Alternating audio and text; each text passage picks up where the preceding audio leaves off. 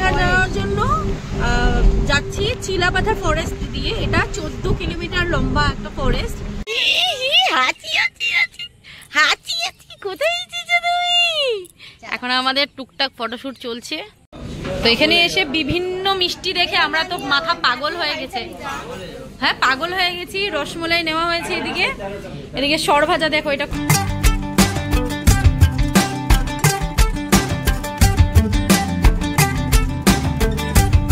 Good morning everyone, welcome back to the channel, welcome back to Amrita's daily dose. তোমরা সবাই কেমন আছো? আশা করছি সবাই ভালো আছো, সুস্থ আছো। আমরা খুব ভালো আছি। আজকে যাচ্ছি আমরা কোচবিহার, ওখানে রাজবাড়ি, এইসব কিছু দেখা হয়নি, সেখানেই যাব। এবার আর ভুটান যাওয়া হলো না বা ডুয়ার্স যাওয়া হলো না, কোনো কারণে বা হয়নি সময়, কোনো কারণে। এর জন্য আর কন্টিনিউ বৃষ্টি পড়ছে। যাই হোক, আমরা যেভাবে প্ল্যান করেছি এখানেই যাব, কারণ গতকালকেও পুরো সারাদিনই ব্যস্ত হয়ে গিয়েছিলাম। তো আজকে যাচ্ছি ওখানে, প্যাকিং করে নিয়ে সোজা চলে যাব। আজকে রাত্রেবেলা যাব আমার দিদির বাড়ি, মাস্তো দিদির বাড়ি। ওখান থেকে কালকে আমরা চলে যাব গুয়াহাটি। ছোট্ট মোটোই ট্রিপ ছিল। তো চলো আজকে আমাদের ব্লগটাকে এখান থেকে স্টার্ট করছি। আমরা সবাই রেডি, বের হয়ে যাব এখন, গিয়ে অনেক ভালো ভালো ব্লগ করবো। তো তোমরা নিশ্চয়ই দেখতে থাকো লাস্ট পর্যন্ত আমার ব্লগটা। আর যারা যারা চ্যানেলে নতুন দেখছো আমাকে, নিশ্চয়ই একটা সাবস্ক্রাইব করে দিয়েছো, আর ভালো লাগলে লাইক করে দিয়েছো। চলো আজকে আমাদের ব্লগটাকে এখান থেকে স্টার্ট করছি। আশা করছি আমার ভিডিও দেখতে তোমাদের খুব খুব ভালো লাগবে। এখন এটাকে স্টার্ট করি। ওয়েদার দেখো, এখানে বৃষ্টি, সারা রাত বৃষ্টি পড়েছে, এখন নেই, ভালো ওয়েদার। আমরা হয়ে গেছি রেডি। Good morning. এত এই অবস্থা কেন? অনেক ভোর, 11:30 বাজে। এদিকে আমরা রেডি সবাই। বাস কোথায় যাব? আমরা কোথায় যাব জানো না? আরে কুচবিহার যাব। কুচবিহার রাজবাড়ি, রাজবাড়ির রাজার বাড়ি প্লাস রাজের কাকার বাড়ি। হ্যাঁ, মদন মন্দির। তো চলো স্টার্ট। দেবতালি। গাড়ি আমাদের এসে গেছে, ওয়েগনার। মাম্মা দেখি, এদিকে আসো। আজকে নতুন ড্রেস বানিয়েছো? আজকে আমি আর তুমি সেম টু সেম। হ্যালো বলো সবাইকে, হ্যালো বলো। বহুত কষ্টে নিচে নেমে আসলো, আর সবাই আজকে আমরা পিঙ্ক পিঙ্ক কালার, সবাই পিঙ্ক। মাম্মা এই যে চলো টাটা। যা তুই ঢুক ঢুক ঢুক ঢুক ঢুক, বিন্দাস ঢুক, বিন্দাস ঢুক।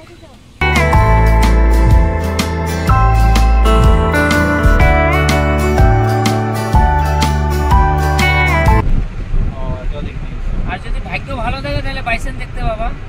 এই বাইসন কি ডেঞ্জার একদম। যেমন নরমালি জিম করা মানুষ আর মোটা মানুষের মধ্যে ডিফারেন্ট হয় না, এরকম ধরো বাইসনের এরকম অ্যাপস দেখতে পারবা তুমি। বাইসন মানে এটা কি গরুরই এক রকমের প্রজাতি? এটা দেখা যায় এই যে চিলাপাথর। ওয়াও, আচ্ছা এটা কি দেখলে মানে খায়া ফেলাইবো? ওয়াও, মোমোর মতো। না না, দেখলে তো ইসে ক্ষতি করবে তো। যেমন হাতি তুমি যদি দেখো না, হ্যাঁ, একটু কিছু ডিস্টার্ব করবে না, কিছু করবে না, তার মানে ক্ষতি করবে ডেফিনেটলি। আদর যত্নে ক্ষতি করে, টাইমিং দিবে না তোমাকে। ও আচ্ছা, বাবা না দেখাটাই ভালো তাহলে।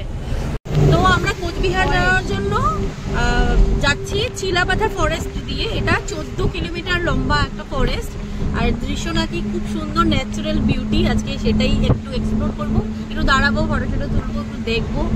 আর এখানে নাকি অনেক রকমের জন্তু পাওয়া থাকে, ঠিক আছে, হাতি বা অন্য জিনিস থাকলেও, বাট এখানে কি বাইসন দেখা যায়। জানতাম না এটার ব্যাপারে, এই যে জাস্ট জানলাম এই ব্যাপারে। ছোট ভাই বাইসন তো এটা নাকি অনেক ক্ষতিও করে।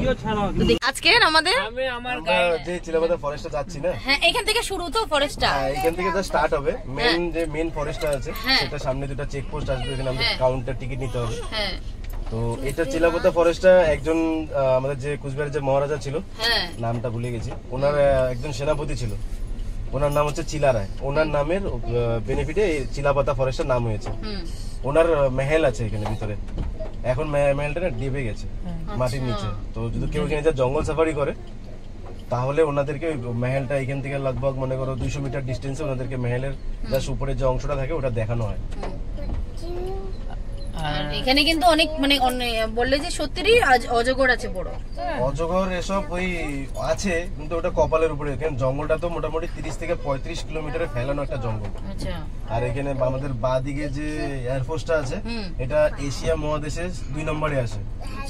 এটা আপনার পুরোটা 30-40 কিলোমিটার ফেলানো হবে, আর এটা আন্ডারগ্রাউন্ড আছে। আচ্ছা ঠিক আছে, তো ঢুকি তারপর দেখা যাবে। তো আমরা দেখো এখানে সামনে জঙ্গলের মানে হ্যাঁ ফরেস্টের সামনে এসে পড়েছি। হ্যাঁ, আর এখান থেকে টিকিট নিতে, হ্যাঁ মেইন ফরেস্ট, তো এখান থেকে টিকিট নিতে হয় নাকি? এটা বন্ধ করে দিই জানলাটা। এখান থেকে টিকিট নিতে হয়, তারপর ক্রস করতে দিবে নাকি? আচ্ছা সিস্টেম। এদিকে মেয়ে বমি টমি করে অবস্থা নেই, এই ড্রেসও চেঞ্জ করে দিলাম মেয়ে, আর জঙ্গলে ঢুকছি, তোমাদেরকে দেখাবো একবার ভিউ এখানে। আর বাদ বাকি দেখো মেয়ের অবস্থা, এই লটকে আছে এখানে দাঁড়িয়ে দাঁড়িয়ে, বমি করেছে একবার। ভগবান জানে, এত সুন্দর ড্রেসটা পরেছিলাম ফটোশুট শেষ।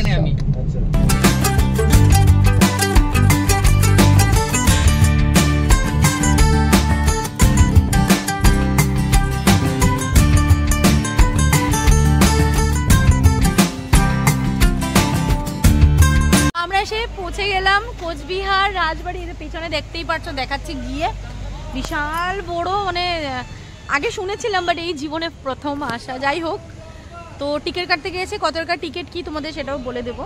আর টিকিট কাটতে গিয়েছে, এবার যাব। বৃষ্টি আজকে, মানে বৃষ্টি, বর্ষাকাল চলছে, বৃষ্টি বৃষ্টি বৃষ্টির মধ্যেই আসলাম। কোথায় এসেছো তুমি? এখন আমাদের টুকটাক ফটোশুট চলছে, বৃষ্টি পড়ে ঘুরি ঘুরি। ভালো উঠছে, চলো।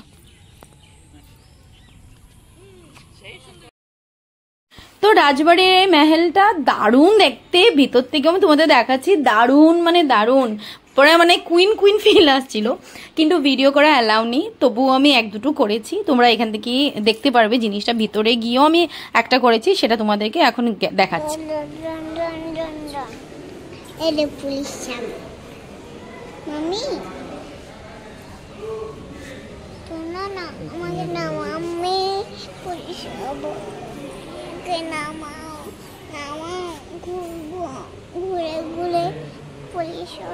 তো বেশ ভালো লাগলো ভিতরে, একটু আজকে দিনে রাজা রাজা ফিল করলাম, রানী রানী, ভালো ছিল সবকিছু। ঘুরলাম, বাট অনেক কটা বন্ধ হয়ে গেছে, সাইড সাইডে যেতে দেয়নি, উপরে যেতে দেয়নি।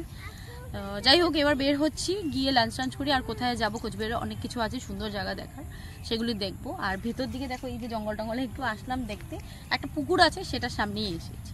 তো এবার দেখে বের হয়ে যাবো সোজা, চলো।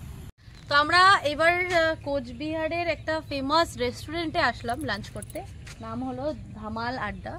প্রচুর ভিডিও এটার, প্রচুর ভাইরাল রেস্টুরেন্ট। তো কি আছে দেখি। আর এই সাইডে আছে তুরসা নদী, দেখো তুরসা নদীর ভিউ রয়েছে এদিকে, এদিকে আছে তুরসা নদী, এদিকে আছে ধামাল আড্ডা, পুরোটাই রিসোর্ট এদিকে।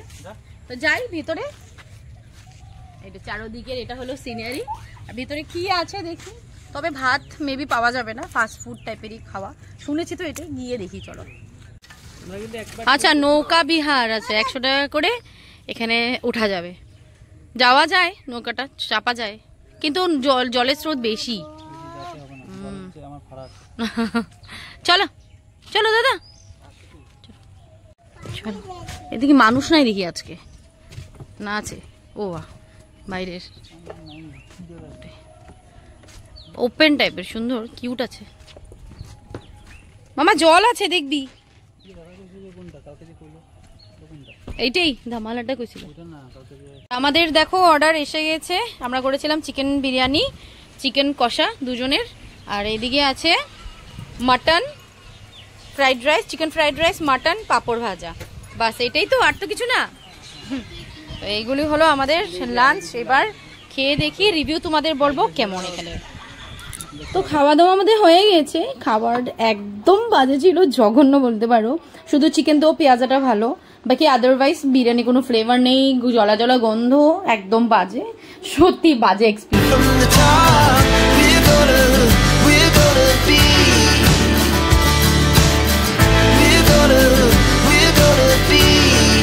তা এখন আমরা ওখান থেকে বের হয়ে আসছি মদনমোহন মন্দির, এটা কোচবিহারেই আছে, খুব সুন্দর একটা মন্দির। আর একটা জিনিস দেখলাম, এখানে যত আছে মানে সব রাজার পরিবার বা রাজার সাথে কানেক্টেড, সব লাল লাল টাইপের বাড়ি, মানে ভালো লাগছে দেখে। বাড়ি, পুলিশ স্টেশন সব কিছুই একটু অন্যরকম।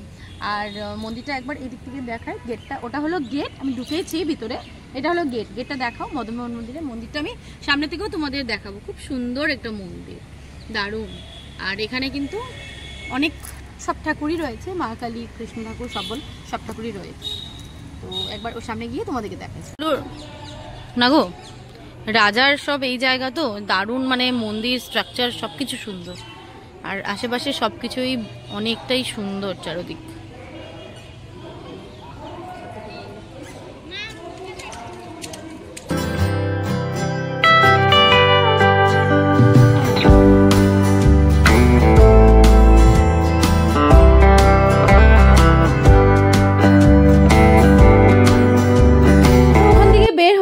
সোজা চলে গেলাম আলিপুরদুয়ারের উদ্দেশ্যে। দিদির বাড়ি আমার ওখানে, মাসুতো দিদি।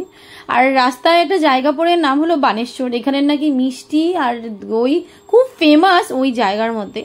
তোমাদের বোঝাতে পারবো না, এত রকমের মিষ্টি দেখে মাথা ঘুরে গেছে। এমনিতেই আমরা মিষ্টি পাগল, কোনটা খাবো কোনটা খাবো না। আর টেস্ট তো বলে লাভই নেই, এত দারুণ, রসমলাই থেকে ধরে এখানে এসে বিভিন্ন মিষ্টি দেখে আমরা তো মাথা পাগল হয়ে গেছে। হ্যাঁ, পাগল হয়ে গেছি। রসমলাই নেওয়া হয়েছে এদিকে সরভাজা, দেখো এটা কলকাতায় খেয়েছিলাম, সরভাজা, ক্ষীরকদম, আর একটা এটা নিয়েছিলাম সন্দেশ। দেখে তিনটে নিয়ে নিলাম, টেস্ট করি। রাবড়ি দিয়ে, হ্যাঁ, খা খা খা খা। এবার আমরা পৌঁছে গেলাম আলিপুরদুয়ার।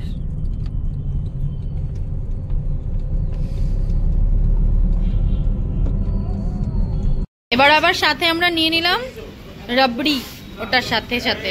আর সব নাকি দারুণ না পমি? এটা দেখেই দেখো কতটা দারুণ লাগছে, দারুণ এখানের মিষ্টি। হ্যাঁ, আরো কিছু, এবার জিলাপিও নেবে। ওই যে ও জিলাপি ভাজছে, সব কিছু। আমরা আলিপুরদুয়ার পৌঁছে ওখান থেকে ফ্রেশ হয়ে আবার বেরো হয়ে গেলাম। ইচ্ছা ছিল না, কিন্তু এই চপ খাওয়ার জন্য শুধু বের হলাম। আর দিদি আছে সাথে, বাদবাকি বাড়ি গিয়ে তোমাদের দেখাবো সবাইকে। আর এই চপের দোকান একবার দেখাচ্ছি, DRM চৌপাত, মানে আলিপুরদুয়ারের খুব ফেমাস, যেটা পেপারেও নাম আসে। আমি লাস্ট যখন গিয়েছিলাম বিয়ের আগে, তখনও খেয়েছি, আজকেও খেয়েছি।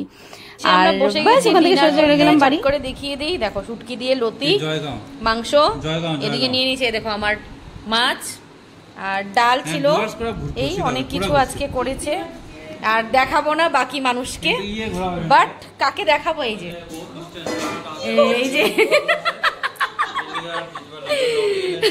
তোর ভাত নেই, চল চল চল চল। তো বন্ধুরা 12টা বাজে, খাওয়া দাওয়া শেষ, মেয়ে ঘুম, আমরাও ঘুমিয়ে পড়বো। আর আজকের সারাদিন সবার সাথে খুব ভালো কেটেছে। কমি ওরা চলে গেছে, খুব খারাপ লাগলো। দুদিন খুব আনন্দ করেছি সবার সাথে, এইগুলিও মানে একটা স্মৃতি থাকবে আমার মোবাইলের মধ্যে, থাকবে ভিডিওতে। যাই হোক, এটা কিন্তু খুব একটা ভালো জিনিস। আর এইদিকে কালকে তোমাদেরকে সবকিছু দেখাবো, দিদির বাড়ি আলিপুরদুয়ারে, মানে আশেপাশে সবকিছু। আজকে আর সময় হয়নি, ব্লগটাও বেশি বড় হয়ে যাবে তার জন্য। তো চলো আজকে আমাদের ব্লগটাকে এখানে এড করছি। আশা করছি আমার ভিডিও দেখতে তোমাদের খুব ভালো লেগেছে। যদি ভালো লেগে থাকে please like, comment, subscribe to my channel. দেখা হবে নতুন ভিডিওতে, নতুন ভিডিও নিয়ে দেবো। টাটা।